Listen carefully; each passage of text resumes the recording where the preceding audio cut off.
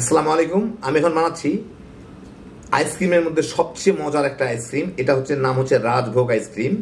বুঝতেই পারতেছেন রাজভোগ মানে রাজাদের ভোগের আইসক্রিম, কতখানি মজা হইতে পারে। তৈরি করা খুব সহজ, তা আসেন থেকে শুরু করা যাক। এইখানে আমি 1 কাপ একদম ঠান্ডা, খুবই ঠান্ডা হুইপ ক্রিম নিয়ে নিছি। এটাকে আমি একটু বিট করে ফুলায় নেব।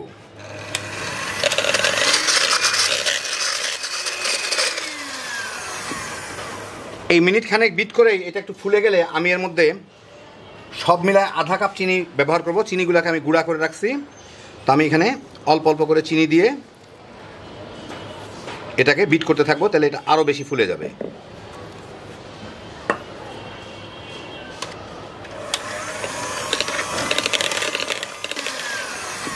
আরও 3-4 মিনিট বিট করে নিলাম। এইটা একদম কেক ডেকোরেশনের মতো শক্ত না হলেও চলবে, মোটামুটি ভালো একটা পিক হইলেই চলে। মোটামুটি শক্ত হইলেই হয়, একদম শক্ত হইতে হবে তেমন কোনো কথা নাই।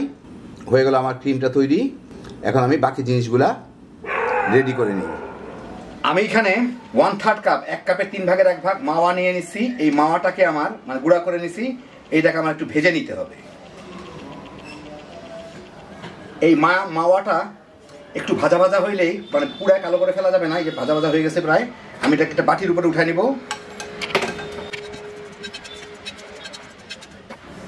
নিয়ে এই একই ফ্রাই প্যানে আমি প্রায় 1/3 কাপ পেস্তা বাদাম আর কাঠবাদাম কেটে নিয়েছি, ওগুলোকে একটু ভেজে নিব।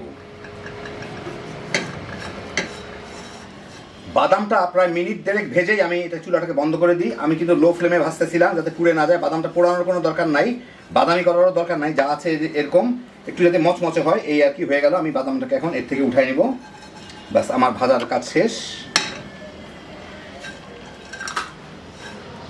আমি এখানে 1.5 কাপ দুধ নিছি। এর মধ্যে এটা কাঁচা দুধ দিতে পারেন, জাল দেওয়া দুধ দিতে পারেন, প্যাকেটের দুধ দিতে পারেন। আমি প্যাকেটের দুধ দিছি। এর মধ্যে আমি 1.5 টেবিল চামচ কর্নফ্লাওয়ার দিব। 5টা এলাচির বিচি আমি গুঁড়া করে রাখছি, মানে এলাচির গুঁড়া, শুধুমাত্র বিচিগুলা গুঁড়া করছি, ওগুলা দিয়ে দিব। এটা এলাচের ফ্লেভারের হয়, সেজন্য এলাচিটা দিতে হবে। আধা কাপ গুঁড়া দুধ, আধা কাপ চিনি। এটা এখন ভালো মতো মিলায়, এইটাকে এখন ভালো মতো মিলায় আমি জাল দিয়ে নেব।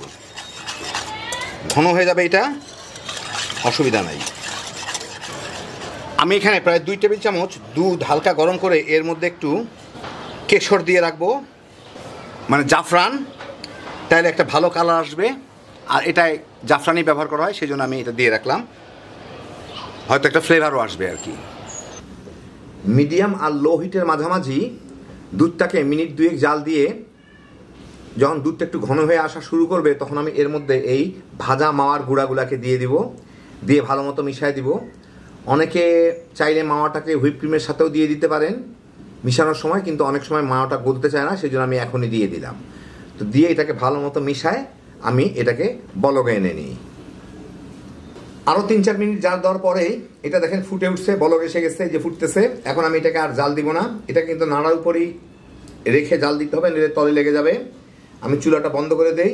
এখন এইটাকে আমার একটু ঠান্ডা করে নিতে হবে। তো ঠান্ডা করার সময় আমার প্রায় নেড়ে নেড়ে দিতে হবে, কারণ নাহলে উপরে সর পড়ে যাবে। উপরে যাতে সর না জমে, উপরটা যাতে শক্ত হয়ে সর পড়ে না যেতে পারে, সেই জন্য একটু পর পরই নাড়ার উপরে রেখে দিতে হবে, অথবা নেড়ে দিতে হবে, তাইলেই হবে ঠান্ডা হওয়া পর্যন্ত।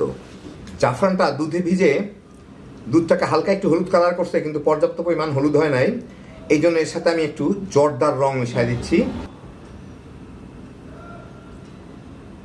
যাতে আর একটু হলুদ হয়। এখন এই হুইপ ক্রিমের সাথে আমার সব জিনিসপত্র মিশিয়ে নিতে হবে। তো আমি এর মধ্যে ঢেলে দিচ্ছি এই ঠান্ডা হওয়া দুধটা, যেটা আমি একটু জাল দিয়ে নিলাম। এটা মোটামুটি ভালো ঠান্ডা হয়ে গেছে।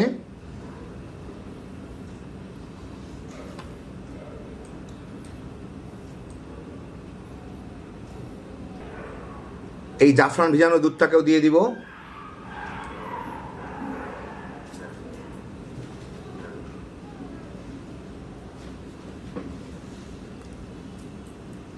এখন আমি এটাকে সবচেয়ে লো স্পিডে বিট করে মিলায় নিব।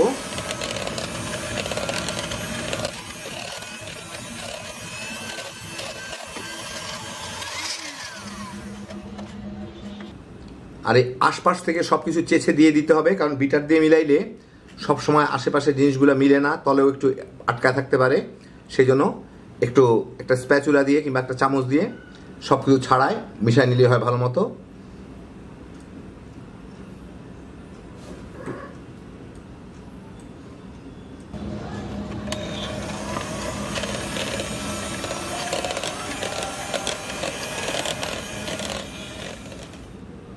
তো ভালো মতো মিশে গেল সব কিছু।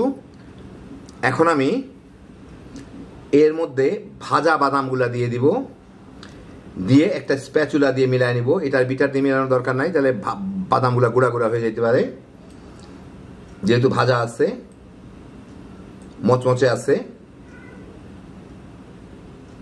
বাস মিলাই নিলাম। এখন আমি একটা 1.5 লিটারের কন্টেনারের মধ্যে এটাকে ঢেলে ফেলবো।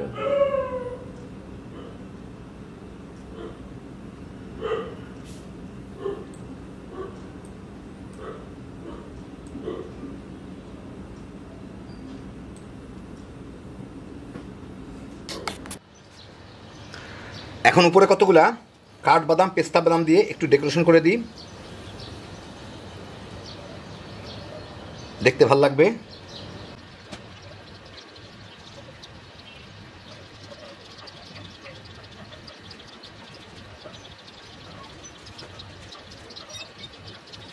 এখন আমি এটাকে একটা ঢাকনা দিয়ে ঢেকে আমার ডিপ ফ্রিজে রেখে 5-6 ঘন্টা কি সারা রাত রেখে একদম জমায় নেব। সারা রাত ফ্রিজে রাখার পরে এই হচ্ছে আমার আইসক্রিম, বেশ ভালো মতোই জমে গেছে। এখন আপনাদের আমি একটু কেটে দেখাই। এটা বেশ একটু বড় করেই কাটি, গোল গোল করে। এই যে দেখেন, এই হচ্ছে আইসক্রিমটা, বাদামে ভরপুর। আমি একটা প্লেটের উপর নিয়ে আপনাদের কাছ থেকে দেখাচ্ছি। তো এই দেখেন আমার রাজভোগ আইসক্রিম, একদম বাদামে ভরপুর। বাদাম, মাওয়া, যা যা জিনিস সম্ভব সবই দেওয়া হয়েছে এর মধ্যে, বাকি বোধহয় আর কিছু নাই। তো খাইতে অবশ্যই মজা হবেই। এর টেস্টটা আমার কাছে অনেকটা মালাই কুলফির বিকল্প লাভ মনে হয় আর কি।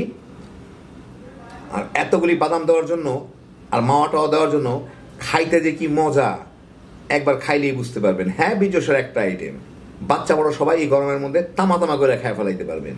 আল্লাহ আপনাদের সবাইকে ভালো রাখুন, সুস্থ রাখুন, নিরাপদে রাখুন। ইনশাল্লাহ বেঁচে থাকলে আবার দেখা হবে। আল্লাহ হাফেজ।